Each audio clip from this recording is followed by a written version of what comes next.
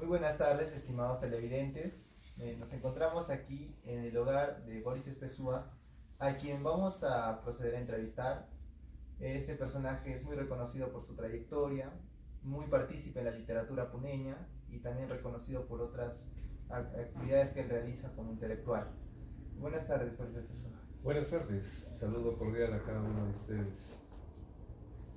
Bueno, para esta oportunidad nosotros hemos preparado diversas preguntas, un poco dejando de lado la biografía que ya muchos hemos conocido por sus libros, y más centrándonos en la actividad literaria que él hace desde sus inicios. Más o menos como nosotros queremos también empezar, tenemos una pregunta la cual se centra en ello. ¿Cuál fue su motivación más intensa y cómo influyó para empezar su trayectoria? Bueno, creo que no ha habido una sola motivación, sino varias que influyeron para que yo pueda volcar mi vocación o lo que yo llamaría una línea que va a distinguirme en mi realización personal en el sentido de dedicarme a la literatura. Y cuando me refiero a varias motivaciones, me estoy refiriendo, por ejemplo, a la lectura que heredamos nosotros como herencia de mi padre, que fue muy exigente en 9 hermanos que somos para podernos dedicar a leer desde muy pequeños. Creo que esa fue una motivación muy determinante. Otra de las motivaciones fue el vivir en Puno y particularmente el vivir en el campo, porque nosotros en cada año escolar que terminaba nos íbamos de vacaciones al campo y nos quedábamos 3 a 4 meses allí directamente en un contacto con la naturaleza, lo cual para nosotros era bastante inolvidable. Y una tercera motivación creo que finalmente fue las primeras lecturas determinativas también, sobre todo de poetas mayores, ¿no? De poetas como Vallejo, en el caso de Puno, por ejemplo, de Dante Nava, y otros personajes más, de cuyos libros pues han quedado algunos versos que han servido de líneas, han servido de hitos también para la poesía. Bueno, complementando esa pregunta, quisiera yo preguntarle, muchas veces hay una brecha en cómo incentivar la literatura, como usted lo indica, con la lectura o con ciertas actividades que usted hacía. Pero esa brecha, tal vez, ¿cómo la ve usted ahora que ese entorno ya no se ve mucho, ¿no? Entonces, las personas que estudiamos o estamos en el ámbito de la literatura, estamos ya un poco más centrados en el desarrollo del modernismo, en distintas estímulos que nos llevan a ese camino, ¿no? Esos estímulos, por ejemplo, podrían ser el amor, los primeros amores o problemas tal vez con la familia, pero muy diferente de lo que usted cuenta. Sí, efectivamente, puede haber en cada una de las personas diferentes impulsos, motivaciones, y claro, cuando uno es joven, digamos, adolescente, mayormente la inclinación a bosquejar los primeros versos se derivan del amor, del descubrimiento, ¿no? De lo que significa el mundo, de lo que es el cúmulo de emociones que quiere volcar, ¿no? Y también al mismo tiempo de las primeras aptitudes críticas, es decir, uno se da cuenta, toma conciencia del entorno, de la realidad, de los problemas sociales, en fin.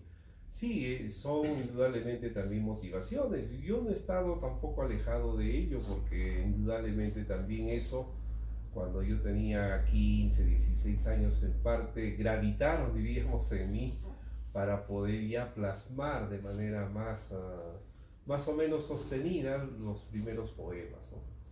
Ahora, la pregunta tuya también me lleva a comentar lo siguiente. Efectivamente, quizás ya no haya ese contacto con la naturaleza ahora, con los jóvenes, la modernidad, la tecnología, también nos ha absorbido, ¿no?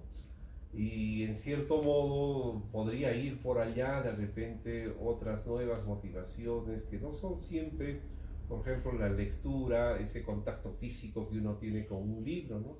Sino la lectura virtual, por ejemplo, que ahora reemplazaría esa lectura tradicional de los padres en ese entonces. Escuchar el libro mientras haces otras actividades y también pues, te incita a la literatura.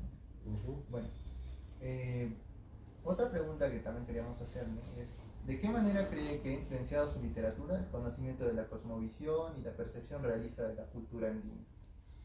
Bueno, sí, yo estoy convencido, no tanto de que haya cambiado, ¿no?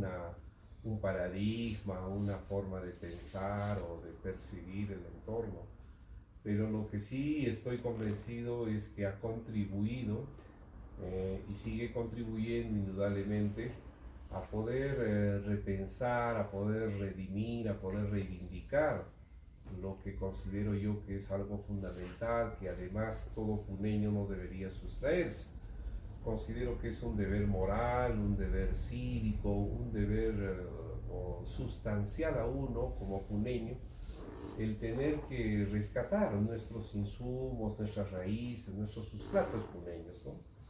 En ese sentido, yo sí creo de que desde mi primer libro me he inclinado a poder engrosar ese camino de rescate, llamaríamos de transculturación, ¿no? A lo que significa nuestras raíces, ¿no? Nuestras primeras fuentes culturales o matrices culturales. Entonces, quizás inclusive podría haber yo dejado esa línea y haber optado por otras, porque para todos y más aún cuando uno es joven, lo que nos llama la atención es pues las novedades de una posmodernidad, las novedades de la vanguardia, por ejemplo, en materia de literatura, ¿no?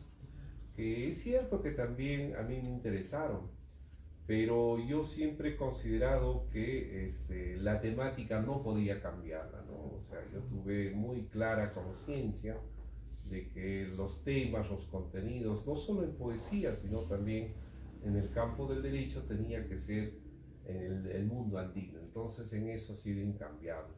Ahora, yo utilizo planteamientos, recursos vanguardistas, ¿no? Pero tiene que ser en esa temática, ¿no? Y creo que eso también lo tenían muy claro nuestros antecesores.